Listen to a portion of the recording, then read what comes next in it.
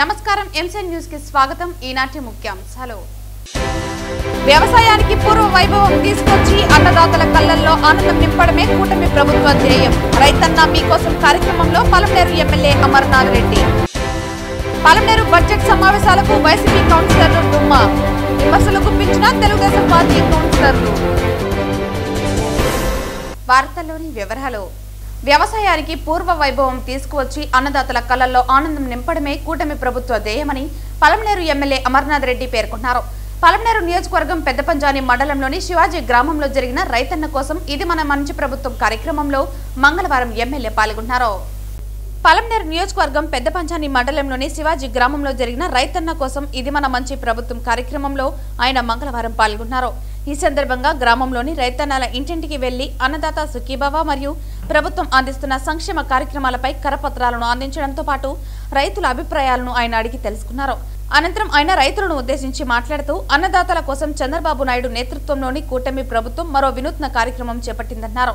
రైతన్న మీకోసం పేరుతో ఈ నెల 29వ తేదీ వరకు రైతులకు వివిధ అంశాలపై అవగాహన పెంచే కార్యక్రమాలు జరగనున్నాయన్నారు. వచ్చే 5 ఏళ్లలో 5 విధానాలతో కార్యాచరణ రూపకల్పన జరిగిందని, నీటి భద్రత, డిమాండ్ ఆధారిత పంటల సాగు, అగ్రిటెక్, ఫుడ్ ప్రాసెసింగ్, ప్రభుత్వం నుంచి మద్దతు ధర కల్పన తదితర లక్ష్యాలతో ఈ కార్యక్రమం ముందుకు సాగుతోందని వివరించారు. వైసీపీ పాలనలో బిందు తుంపర్ల సేపథ్యంతో పాటు యాంత్రీకరణ, సూక్ష్మ పోషకాల పంపిణీ తదితర పథకాలన్నింటినీ మూలన పెట్టేశారని గుర్తు చేశారు. కూటమి ప్రభుత్వం వచ్చాక అన్నదాత సుఖీభవ పథకంలో 6,000కు 12,000 కలిపి 20,000 అందిస్తున్నామని పేర్కొన్నారు. రాయలసీమను సస్యశ్యామలం చేసేందుకు హంద్రీనివా ద్వారా అన్ని చెరువులకు నీటిని అందించిన ఘనత కూడా తమ ప్రభుత్వానికే దక్కుతుందని, కాబట్టి రైతులు ఏ ప్రభుత్వం మంచి చేస్తుందో గుర్తించి మద్దతుగా నిలవాల్సిన అవసరం ఉందన్నారు. ఆనాడు ఇజ్రాయెల్ సేద్యాన్ని పరిచయం చేసి ఆధునిక వ్యవసాయ పద్ధతులకు శ్రీకారం చుట్టింది. నేడు టెక్నాలజీని అనుసంధానం చేస్తూ కొత్త ఒరవడులు సృష్టిస్తున్న ఘనత చంద్రబాబుకే దక్కుతుందని ఆయన తెలియజేశారు. ఇది ఇలా ఉండగా కార్యక్రమం ఆరంభం నుంచి చివరి దాకా రైతులు పెద్ద ఎత్తున ఆయనకు ఘన స్వాగతం తెలియజేసి అడుగడుగునా సన్మానించారు. ఈరోజు ప్రభుత్వం రైతన్న మీకోసం అనేటువంటి ఒక కార్యక్రమాన్ని రైతుల కోసం, రైతుల అవసరాల కోసం, రైతులకు ఎడ్యుకేట్ చేయడానికి కోసం, వాళ్లకు ఏ రకంగా వ్యవసాయాన్ని లాభదాయకంగా మనం చేసుకోగలం, ప్రభుత్వం నుంచి ఏ రకమైనటువంటి ఆర్థిక సహాయం అందిస్తూ ఉంది, సాంకేతిక సహాయం ఏ రకంగా అందించగలదు, చేసేటువంటి పంటలు ఏవైనా కూడా ఇప్పుడు కమర్షియల్ క్రాప్స్ చేసుకుంటే, ఎందుకంటే వాణిజ్య పంటలు చేసుకుంటే రైతులందరికీ కూడా లాభదాయకంగా ఉంటుంది. ఎక్కడైనా గిట్టుబాటు ధర లేకపోతే ప్రభుత్వ పరంగా ఏ రకమైనటువంటి సాయం గతంలో అందించాం, ఏ రకమైనటువంటి సాయం అందించాలా అనేటువంటి దానిపైన, అదేవిధంగా సాగుకు సంబంధించినటువంటి కార్యక్రమాలన్నీ కూడా వివరించడం కోసం ఈరోజు రైతన్న మీకోసం అనేటువంటి ప్రోగ్రాంను నిర్వహించడం జరుగుతూ ఉంది. ముఖ్యంగా మన మండలానికి సంబంధించి చూస్తే మన ముఖ్యమంత్రి గారు గతంలో ప్రతిపక్షంలో ఉన్నప్పుడే ఆ రోజు రైతన్నకు ఒక మాట ఇచ్చాడు. మేము అధికారంలోకి వచ్చిన వెంటనే తప్పనిసరిగా రైతుల కోసం 20,000 రూపాయలు ప్రతి సంవత్సరం కూడా మీ అకౌంట్లో వేస్తానని కూడా చెప్పడం జరిగింది. దాంట్లో భాగంగానే రైతు భరోసా కార్యక్రమాన్ని ఇవ్వడం, ముఖ్యంగా ఈ మండలంలో చూస్తే దాదాపు 7,500 మంది రైతులకు 6.5 కోట్ల రూపాయలు ఈరోజు రెండో విడత మొన్ననే కూడా వాళ్ళ అకౌంట్లోకి వేయడం జరిగింది. అటు కేంద్ర ప్రభుత్వంలో కిసాన్ పథకం పైన 2,000 రూపాయలు, రాష్ట్ర ప్రభుత్వం 5,000 రూపాయలు మొదటి విడత 7,000 వేసాం, రెండవ విడతలో కూడా 7,000 వేయడం జరిగింది. ఈ యొక్క శంకర్రాయలపేట శివాడి గ్రామ పరిధిలో కూడా దాదాపు 205 మంది రైతులకు 13 లక్షల రూపాయలు ఈ గ్రామ పరిధిలో ఉండేటువంటి రైతులకు కూడా వారి అకౌంట్లో వేయడం జరిగింది. ఇది ఎందుకు చెప్తున్నానంటే ఈ డబ్బులు పూర్తిగా కూడా ఏదో ఉపయోగపడతాయి, మీకంతా దీనివల్లనే లాభపడతాయి అనేది కాదు. రైతుల కోసం ప్రభుత్వం కూడా ఆర్థిక పరంగా ఇంత నష్టాలు ఎదుర్కొంటూ గడచిన ప్రభుత్వం చేసినటువంటి ఆర్థిక విధ్వంసాన్ని బయటపడుతూ ఈరోజు రైతుల కోసం ఇంత పెద్ద ఎత్తున, అంటే మొదటి విడత దాదాపు 3,500 కోట్ల రూపాయలు, రెండో విడత దాదాపు 3,500 కోట్ల రూపాయలు ఈ రాష్ట్రంలో రైతుల కోసం ఖర్చు పెడతా ఉందంటే రైతుల పట్ల ఈ ప్రభుత్వం చిత్తశుద్ధిగా ఉంది అనడానికి ఇది ఒకటే నిదర్శనం అని చెప్పి సందర్భంగా కూడా మీ అందరి దృష్టికి తెస్తా ఉన్నా. పలమనేరు మున్సిపల్ కార్యాలయంలో తెలుగుదేశం పార్టీ కౌన్సిలర్లు వైసీపీ కౌన్సిలర్ల తీరుపై విమర్శలు గుప్పించారు. గత వారం రోజుల నుంచి మున్సిపల్ బడ్జెట్ సమావేశాలు నిర్వహిస్తున్నామని అధికారులు కౌన్సిల్ మెంబర్లు తెలిపినా నిర్లక్ష్యంగా నేడు కౌన్సిల్ మీట్ కి రాకుండా బాధ్యతారాహిత్యంగా ప్రవర్తించారని విమర్శించారు. అక్కడ అసెంబ్లీకి వైసీపీ ఎమ్మెల్యేలు హాజరు కాకుండా ఉంటే ఇక్కడ వైసీపీ పార్టీకి చెందిన కౌన్సిలర్లు మున్సిపల్ మీట్ కి హాజరు కాలేదని, ఇలా అయితే ప్రజా సమస్యలు ఎలా పరిష్కరించగలుగుతామని ఆవేదన వ్యక్తం చేశారు. ప్రజల పక్షాన ఎవరు పోరాడుతారో వారి నాయకత్వాన్ని బలపరచాల్సిందిగా కోరారు. మామూలుగా మున్సిపల్ మీట్ ప్రతి నెల జరగాల్సి ఉంది కానీ విడ్డూరంగా పలమనేరు మున్సిపల్ కార్యాలయంలో 3 నెలలకు ఒకసారి నిర్వహిస్తున్నారని, దానికి కూడా సభ్యులు హాజరు కాకపోతే ఎలా అంటూ ఆగ్రహం వ్యక్తం చేశారు. అంతకుముందు మున్సిపల్ మీట్ లో తెలుగుదేశం పార్టీ కౌన్సిలర్లు మాట్లాడుతూ పలు సమస్యలపై అధికారులను ప్రశ్నించారు. ఎస్ఐ లోకేష్ రెడ్డి మాట్లాడుతూ పలమనేరు పట్టణంలోని వీధులు చిన్నగా ఉంటాయని, దానికి తగ్గట్టుగా ప్రజలు వాహనాలను ఎక్కడ పడితే అక్కడ పార్కింగ్ చేయకుండా అధికారులకు సహకరించాల్సిందిగా వన్ సైడ్ పార్కింగ్ ఏర్పాటు చేసినప్పుడు ఆదేశాలు పాటించాల్సిందిగా పలు విషయాలను లేవనెత్తారు. ఈ కార్యక్రమంలో municipal commissioner Ramana Reddy, SI Lokesh Reddy తదితర అధికారులు పాల్గొన్నారు. ఈరోజు మున్సిపాలిటీలో బడ్జెట్ మీటింగు మరియు సాధారణ మీటింగు ఉందనేసి దాదాపు ఒక వారం రోజుల ముందు కౌన్సిలర్లకు అందరికీ కూడా చైర్పర్సన్ గారి ద్వారా అందరికీ సర్క్యులర్ పంపించడం జరిగింది. అందులో బడ్జెట్ విషయాలు కానీ లేకపోతే అభివృద్ధి విషయాలు కానీ చాలా పెట్టి పంపించారు. మేము కూడా ఎన్నో ఆశలతో ఈరోజు మీటింగ్లో వాళ్ళ వార్డుల్లో ఏం సమస్యలు ఉందో సభ దృష్టికి తీసుకొచ్చి, అంటే కౌన్సిల్ దృష్టికి తీసుకొచ్చి అవన్నీ కూడా పరిష్కరించే విధంగా మన గౌరవ ఎమ్మెల్యే గారి దృష్టికి కొన్ని తీసుకెళ్లాము గతంలో, అలాగే ఇప్పుడు కూడా కొన్ని తీసుకెళ్తాము అనే ఆశతో మేము అందరి దగ్గరికి వస్తే వైసీపీ పార్టీకి సంబంధించినటువంటి కౌన్సిలర్లు ఒక్కరు కూడా పాల్గొనలేదు. వాళ్ళు ఎందుకు పాల్గొనలేదో అనేది మాకు తెలియదు, కానీ కాకపోతే కొన్ని గాలి వార్తలు మాకు వినిపించాయి. గాలి వార్తలు కాదు, కొన్ని విషయాలు మాకు తెలిసింది. వీళ్ళు కౌన్సిల్ బోర్డులో ఉన్నారు కాబట్టి గత ప్రభుత్వంలో వీళ్ళకి ఇష్టం వచ్చినట్లు కొన్ని అక్రమాలు చేశారు. వాళ్ళకే జగడం వచ్చింది. ఇప్పుడు ఏమంటే అక్రమంగా కొన్ని రూమ్స్ కట్టుకున్నారు, అక్రమంగా కొన్ని ఇండ్లు కట్టుకున్నారు, అక్రమంగా కొన్ని కబ్జాలు చేశారు. ఇట్లా అనేక చేసుకొని, ఉదాహరణకి దొంగలు కొట్టుకుంటే ఎట్లుంటుందో అలాగే ఉంది ఈరోజు పరిస్థితి. ఎందుకంటే వీళ్ళు భాగం పెట్టుకున్న దాంట్లో వీళ్ళకి గలాటాలు వచ్చినట్లుంది. అందుకని ఒకరిపైన ఒకరు పోటేసుకొని ఈరోజు ప్రభుత్వ కల్పించినటువంటి ఈ యొక్క అవకాశాన్ని వాళ్ళు సద్వినియోగం చేసుకోకుండా, ప్రజలకు ఏదైతే అవసరమో దాన్ని చేయకుండా ఇట్లా దుర్వినియోగం చేస్తున్నారు. ఈరోజు మన పలమనేరు మున్సిపాలిటీలో మున్సిపల్ మీటింగ్ జరగాల్సింది.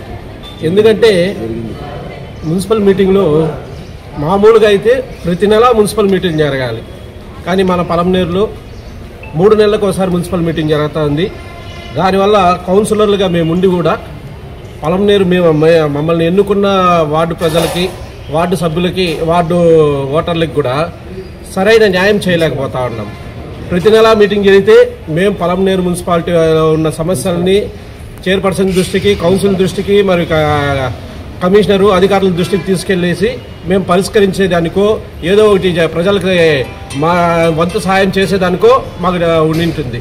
కానీ పలమనేరులో 3 నెలలకు ఒకసారి మున్సిపల్ మీటింగ్ జరుగుతుంది. ఇప్పుడు 3 నెలల ఈ మున్సిపల్ మీటింగు, ఈరోజు మున్సిపల్ మీటింగ్ జరగాల్సింది. కానీ ఈ మున్సిపల్ మీటింగ్లో కేవలం మేము 4 సభ్యులు మాత్రమే, టీడీపీకి సంబంధించిన 4 సభ్యులు మాత్రమే హాజరవ్వడం జరిగింది. మిగతా ఏ సభ్యులు కూడా హాజరు కాలేదు. ఈ రోజు కూడా మున్సిపల్ మీటింగ్ జరగలేదు. అసలు ఇలా జరిగితే పలమనేరులో అభివృద్ధి అనేది ఎక్కడి నుంచి వస్తుంది, ఎక్కడి నుంచి జరుగుతుంది? బెంగళూరులో దేవిశ్రీ అనే విద్యార్థిని హత్యకు గురైన ఘటనపై all India Bahujan Samaj party జాతీయ మానవ హక్కుల సంస్థ ఆధ్వర్యంలో మంగళవారం పలమనేరులో నిరసన తెలిపారు. బీబీఎం చివరి సంవత్సరం చదువుతున్న దేవిశ్రీని గోవర్ధన్ అనే వ్యక్తి హత్య చేశాడని ఆరోపించారు. ఈ కేసులో గోవర్ధన్ తో పాటు మిగతా నిందితులను అరెస్టు చేసి శిక్షించాలని, బాధితుల కుటుంబాన్ని ఆదుకోవాలని ప్రభుత్వాన్ని కోరారు. నిన్నటి రోజు బెంగళూరు పట్టణంలో రామసముద్రం మండలం బిక్కివారిపల్లి గ్రామానికి చెందిన దేవిశ్రీ అనే అమ్మాయి బెంగళూరులో బీబీఎం కోర్సు చేస్తే కనీసం ఇంకా 3 నెలల తర్వాత ఆ కోర్సు కంప్లీట్ అవుతుంది. ఈ తరుణంలో ఎవరో ఆమె విద్యాభ్యాసాన్ని వారలేక కసి పెట్టుకొని ఆమె రూమ్లో పోయి నిన్నటి రోజు 1 గంట వ్యవధిలోనే ఆ పాప మరణించిన వార్త తెలిసింది. ఈ విషయము అన్ని నలుమూలలా ప్రాకిందని ఈ విషయం తెలిసిన వెంటనే మేము ప్రజా సంఘాలు, అదేవిధంగా మానవ సంఘం, all India Bahujan Samaj party ఆధ్వర్యంలో ఈరోజు ఆమె కుటుంబానికి న్యాయం చేయాలని, ఆ దేవిశ్రీని హత్య చేసిన వారిని వెంటనే ఉరి తీయాలని, అరెస్ట్ చేయాలని, ఎవరెవరు ఉన్నారో వాళ్ళందరినీ కూడా ఇన్వెస్టిగేషన్ చేసి విచారణ జరిపి వాళ్ళందరినీ కూడా శిక్షించే విధంగా అక్కడ పోలీసులు చర్యలు తీసుకోవాలని చెప్పేసి కూడా మేము ఈ సందర్భంగా వాళ్ళని కోరుకుంటున్నాము. అదేవిధంగా ఈ వారి హత్య కనుక ఎంతటి వారి ఉన్నా, ఎంత రాజకీయ పార్టీ ఉన్నా, ఎంత కులం ఉన్నా, ఎంత కుల సంఘాలు ఉన్నా వారిని వెంటనే శిక్షించే విధంగా అక్కడ పోలీసులు చర్యలు తీసుకోవాలని చెప్పేసి కూడా మేము ప్రజా సంఘాల ద్వారా మేము డిమాండ్ చేస్తున్నాము. అదేవిధంగా భారతదేశంలో అక్కడక్కడ కూడా మహిళలకు రక్షణ లేకుండా పోతున్నది, విద్యార్థులకు రక్షణ లేకుండా పోతున్నది, బాలికల పట్ల అనుచితమైన వ్యవహార శైలిలో వ్యవహరిస్తున్నారు ఈ మగవారు. వాటిని అన్నింటినీ కూడా కంటిన్యూ చేయాలని చెప్పేసి కూడా మేము తిరుచానూరు శ్రీ పద్మావతి అమ్మవారు అవతరించిన పంచమి తేదీని పురస్కరించుకుని కార్తీక బ్రహ్మోత్సవాలలో చివరి రోజైన మంగళవారం పంచమి తీర్థం అశేష భక్తజన వాహిని మధ్య అంగరంగ వైభవంగా జరిగింది. పద్మ పుష్కరిణిలో అసంఖ్యాకంగా పవిత్ర స్నానం ఆచరించిన భక్తులు ఆధ్యాత్మిక తన్మయత్వాన్ని పొందారు. ఈ సందర్భంగా చైర్మన్ మీడియాతో మాట్లాడుతూ లక్షలాది మంది భక్తుల సమూహంలో అమ్మవారి పంచమి తీర్థ మహోత్సవం వైభవోపేతంగా జరిగిందన్నారు. వేలాది మంది భక్తులు పుణ్యస్నానాలు ఆచరిస్తున్నట్లు తెలిపారు. భక్తులకు ఎక్కడ ఎలాంటి అసౌకర్యం కలగకుండా టీటీడీలోని అన్ని విభాగాలు పటిష్టమైన ఏర్పాట్లు చేసి విజయవంతంగా జరిగిందన్నారు. అన్ని విభాగాల అధికారులు, భద్రతా సిబ్బంది, పోలీసులు, శ్రీవారి సేవకులు, పారిశుద్ధ్య కార్మికులు విశేషంగా కృషి చేశారని వారిని అభినందించారు. భక్తులందరికీ అమ్మవారి కరుణ కటాక్షాలు కలగాలని ఈ సందర్భంగా ఆకాంక్షించారు. అంతకుముందు ఉదయం శ్రీ పద్మావతి అమ్మవారు పల్లికిలో ఆలయ 4 మాడ వీధుల్లో బహిరించి భక్తులను అనుగ్రహించారు. అనంతరం అమ్మవారికి ఆస్థానం నిర్వహించి ఉత్సవాలను ఊరేగింపుగా పంచమి తీర్థ మండపానికి వేంచేపు చేశారు. తిరుమల శ్రీవారి ఆలయం వద్ద తెల్లవారుజామున 4:30 బయలుదేరిన సారె ఉదయం 11 గంటలకు తిరుచానూరు అమ్మవారి ఆలయానికి చేరుకుంది. అర్చకులు పంచమి తీర్థ మండపంలో సారెను అమ్మవారికి సమర్పించి శాస్త్రోక్తంగా పూజలు నిర్వహించారు.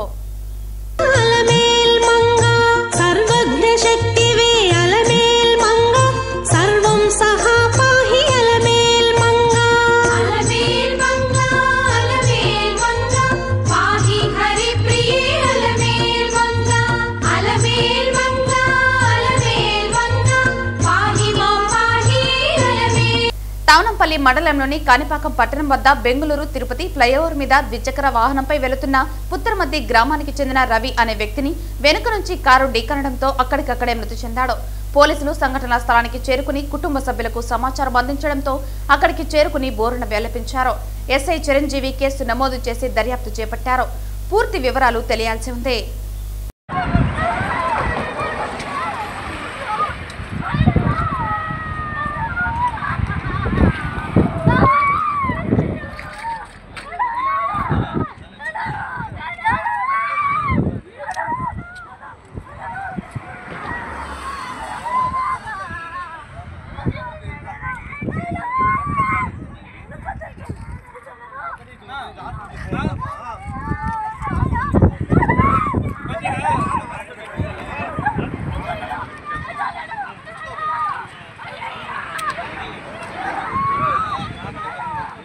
వార్తలు ముగించే ముందు ముఖ్యాంశాలు మరోసారి.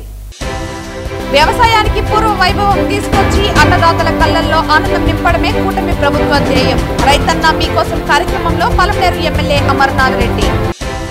పలమనేరు బడ్జెట్ సమావేశాలకు వైసీపీ కౌన్సిలర్లు డుమ్మా. విమర్శలు గుప్పించిన తెలుగుదేశం పార్టీ కౌన్సిలర్లు. ఈ వార్తలు ఇంతటితో సమాప్తం. తిరిగి వార్తల్లో మళ్ళీ కలుద్దాం. అంతవరకు సెలవు. నమస్కారం.